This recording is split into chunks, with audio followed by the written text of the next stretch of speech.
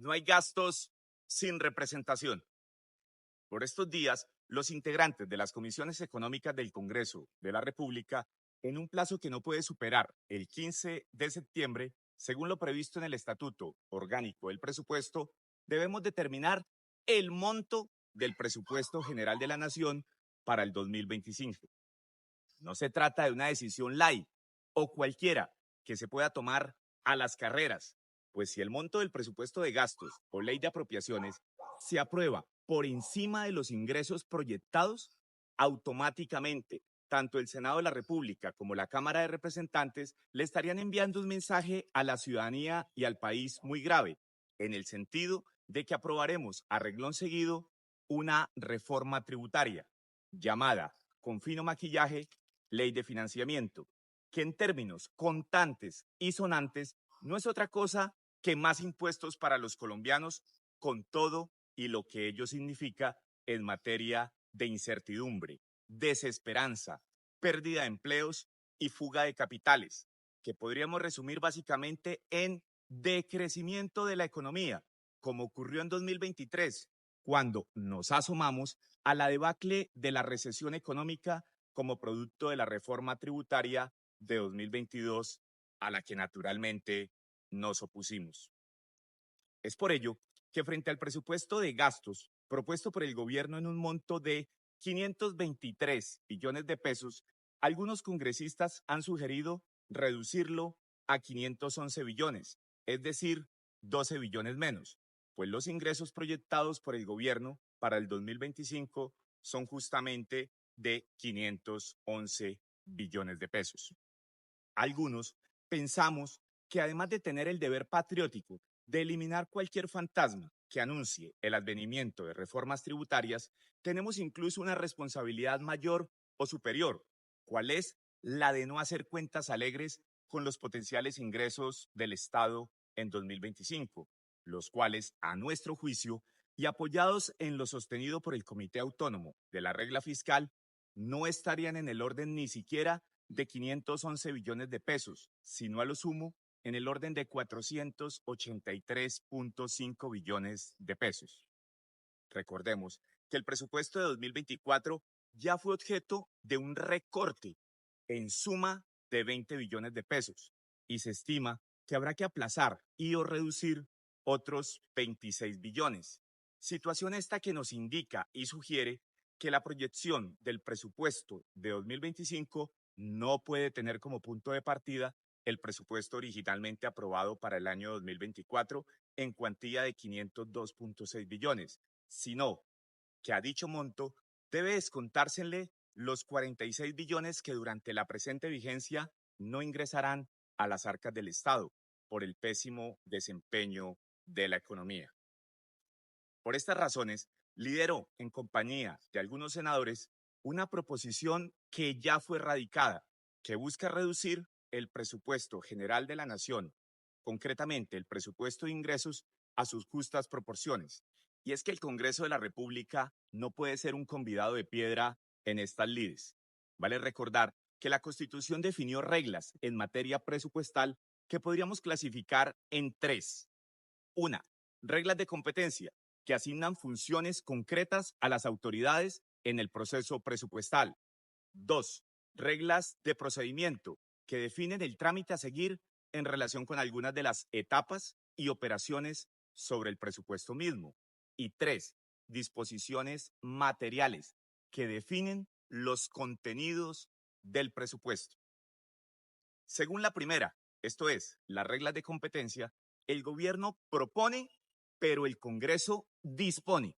Pues claramente no hay gasto sin representación, expresión esta que hemos adaptado de aquel famoso grito revolucionario estadounidense que también hoy replicamos. No hay impuestos sin representación. Y es que este principio de que no hay gasto sin representación se queda simplemente en una ilusión y en el discurso cuando se aprueban presupuestos con ingresos inflados, pues a la hora de hacer los aplazamientos y o reducciones de gasto, es el gobierno nacional el que goza de dicha competencia, determinando y priorizando en últimas el Ejecutivo y no el Legislativo a través de la Corporación de Elección Popular en qué se gasta el dinero que se recauda como producto de los impuestos de los colombianos. La jurisprudencia constitucional ha explicado que el principio de legalidad del presupuesto, con énfasis en la legalidad del gasto, constituye uno de los principales rasgos de los estados democráticos. El presupuesto debe ser debatido y aprobado en un espacio de democracia representativa. Cuando el presupuesto se debate y se aprueba, como en este caso, por el Congreso de la República, pero se hace estimando ingresos fantasiosos e irreales, el Congreso implícitamente está renunciando a tan importante competencia, pues en últimas está dejando en manos del gobierno la potestad de definir en qué se gasta los ingresos reales que efectivamente entrarán a las arcas del Estado, cuando a través de decreto defina